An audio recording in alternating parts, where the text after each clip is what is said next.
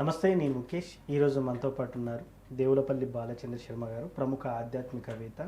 అదేవిధంగా ప్రతి నెల చివరి మంగళవారం రోజున పెళ్లిగానటువంటి అమ్మాయిలకు కానీ అబ్బాయిలకు కానీ కన్యా వరపాశుపత హోమాలు గురువుగారు అయితే నిర్వహించడం అయితే జరుగుతుంది. దానికి సంబంధించిన డీటెయిల్స్ కావాలంటే ఇక్కడ ఉన్న నెంబర్తో మాట్లాడి నేరుగా తెలుసుకోవచ్చు. గురువుగారు నమస్కారం అండి. నమస్కారం సార్. ముఖ్యంగా ఇప్పుడు ఎన్టీఆర్తోని త్రివిక్రమ్ ఒక సినిమా తీయబోతున్నట్టు ఒక పోస్టర్ అయితే రిలీజ్ చేయడం జరిగింది, గాడ్ ఆఫ్ వార్ అని చెప్పి. సో ముఖ్యంగా అందులో సుబ్రహ్మణ్య స్వామి అందులో ఉన్నారని, దాంట్లో కొంచెం తమిళుల్ని కించపరిచే విధంగా చేశారని చెప్పేసి కొంత వివాదం చర్చ రాజుకుంది. దీని గురించి మీరు ఏం చెప్తారు? అసలు ఈ వివాదం ఎందుకు రాజుకుంది? నిజంగానే అంత పెద్ద ఇష్యూ జరగడానికి కారణం ఏంటి అసలు? శ్రీమాత్రే నమః, శ్రీ గురుభ్యో నమః. వాస్తవంగా కించపరిచే విధంగా ఏం లేదండి. గాడ్ ఆఫ్ వార్ అని అంటే దేవుళ్ళకు సంబంధించి సేనాధిపతి, దేవసేనాధిపతిగా మనం సుబ్రహ్మణ్యేశ్వర స్వామిని అనుకుంటాం. కాబట్టి సుబ్రహ్మణ్యేశ్వర స్వామి మనకు ఆయనకు శరవణ భవ అన్న నామధేయము, దాంతోపాటుగా ఆయనకి షణ్ముఖుడు అన్న నామం. షణ్ముఖుడు అంటే 6 ముఖాలు కలవాడు. ఆయనకు ఉన్నటువంటి 6 క్షేత్రాలు తమిళనాడులోనే ఉన్నాయి. తమిళనాడు వాళ్ళు అడిగేది ఏమిటంటే సంస్కృత శ్లోకాలు మీరు డిస్ప్లే చేశారు. ఇంతగా సుబ్రహ్మణ్యేశ్వర స్వామి పూర్తిగా ఉన్నటువంటి ఏదైతే ఉందో అంతా కూడా తమిళనాడు కాబట్టి తమిళంలో ఉన్నటువంటి శ్లోకాలు, తమిళంలో ఉన్నటువంటివే మీరు వేస్తే బాగుండేది. అలా కాకుండా వేస్తే కనుక మా ప్రాంతంలో ఈ మూవీకి సంబంధించి ఫర్దర్గా మేము చెయ్యనీయం అనేటువంటిది విపరీతంగా వారందరూ కూడా చేయడం జరుగుతుంది. చాలామందికి తెలవని విషయం ఏంటంటే జూనియర్ ఎన్టీఆర్ గారు ఇప్పుడు నీల్ గారి సినిమా కోసం బక్కగా అయ్యారని చాలామంది అనుకుంటూ ఉన్నారు. కాదు, ఆయన అసలు అంత బక్కగా అవ్వడానికి కారణం త్రివిక్రమ్ గారి సినిమా. ఎందుకంటే మనం సుబ్రహ్మణ్యేశ్వర స్వామి గురించి తెలుసుకుంటే ఎందుకు ఇలా అయ్యారు, బక్కగా అయ్యారనే సంగతి తెలుస్తుంది. అంటే ఇదేది ఆయన బక్కగా అయ్యారని ఏదో కామెంట్ చేయడం కాదు, ఆయన డెడికేషన్ గురించి మాత్రమే నేను మాట్లాడుతున్నా. ఎందుకంటే మనము సీనియర్ ఎన్టీఆర్ గారి గురించి చూసుకుంటే ఆయన ఒక కారణాంశ సంభూతులు, ఆయన అంత ఊరికనే పుట్టరు.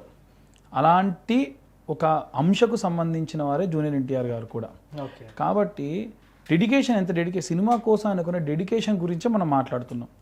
అయితే ఆయన ఏమైందనంటే మన సుబ్రహ్మణ్యేశ్వర స్వామి గురించి తెలుసుకుంటే సుబ్రహ్మణ్యేశ్వర స్వామి మొత్తం 6 మోసారు ఆయన్ని. పంచభూతాల్లో అగ్ని, వాయువు, ఆకాశము, భూమి, ఇవి 5 పంచభూతాలతో పాటుగా గంగాదేవి కూడా మోసి తట్టుకోలేక వదిలిపెడితే భూమిని చీల్చుకొని పుట్టాడు. పుట్టడమే 6 తలలు, 6 చేతులు, 6 కాళ్ళతో పుట్టాడు. కాబట్టే షణ్ముఖుడు, 6 ముఖాలు కలవాడు అని అంటారు. ఆయనే సుబ్రహ్మణ్యేశ్వర స్వామి. ఆయన పడడమే శరవణ తటాకంలో పడి లేచాడు కాబట్టి శరవణ భవ అంటారు. స్కందావనంలో నడయాడాడు పిల్లవాడు కాబట్టి స్కందుడు అని అంటారు. అలాగే ఆయనకి కృత్తికాదేవి అంటే పార్వతీదేవి వచ్చి నాకు పుట్టవలసిన పిల్లవాడిని ఇలా 6 మోసి భూమి మీద పడేసి పుట్టారు కాబట్టి దేవతల వరకు పిల్లలు పుట్టని చెప్పించింది. అలా ఆ పిల్లవాడు, మరి చిన్న పిల్లవాడు ఏడుస్తున్నాడు, ఆ పిల్లవాడికి పాలు ఇవ్వాలి. ఎవరు పాలు ఇవ్వాలంటే పార్వతీదేవే ఇవ్వాలి. పార్వతీదేవి అంశ కృత్తికా నక్షత్ర దేవతలు. ఆ కృత్తికా నక్షత్రాలు ఎలా ఉంటాయంటే 3 తలలతోని 6 స్థనాలతో ఉంటాయి. ఆమె పాలిస్తే ఒక్కొక్క గుక్కకి ఒక్కొక్క సంవత్సరం వయసు పెరిగింది. అలా 13 సంవత్సరాల వయసుకు వచ్చి ఆగిపోయాడు. అందుకే ఆయన్ని కుమారస్వామి అంటారు. ఆయన కృతికా నక్షత్ర దేవతల పాలు తాగాడు కాబట్టి కార్తికేయ అన్న నామం వచ్చింది.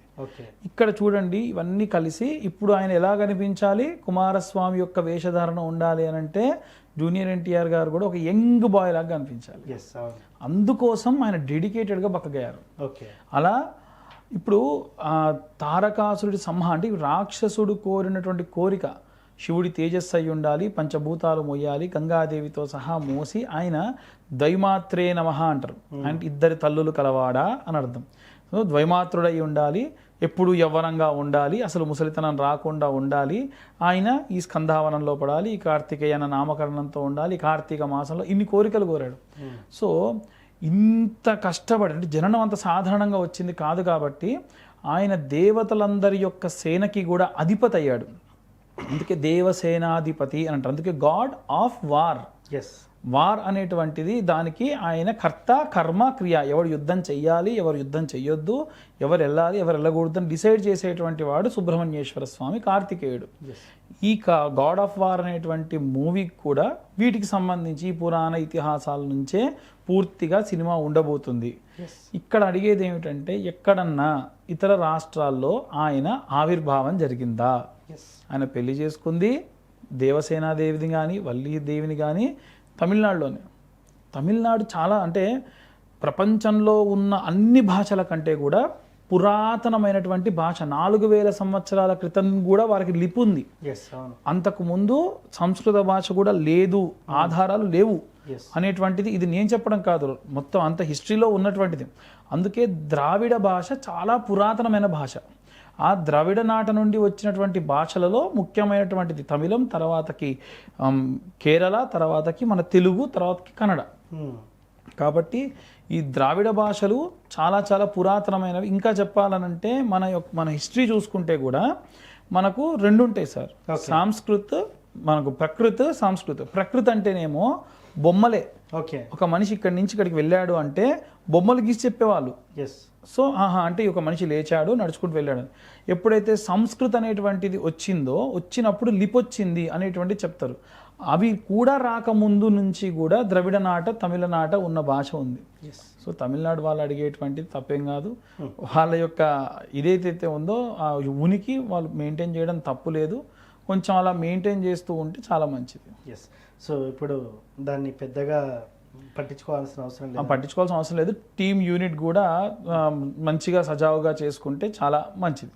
సో నాకు తెలిసి ఎన్టీఆర్ గారు ఇప్పటి వరకు యమదొంగ తర్వాత ఎక్కువ దేవుని పాత్రలు ఏది చేయలేదు అనుకుంటున్నాను. అసలు ఏది లేదండి, కానీ ఇది ఒక మంచి ఆరంభం.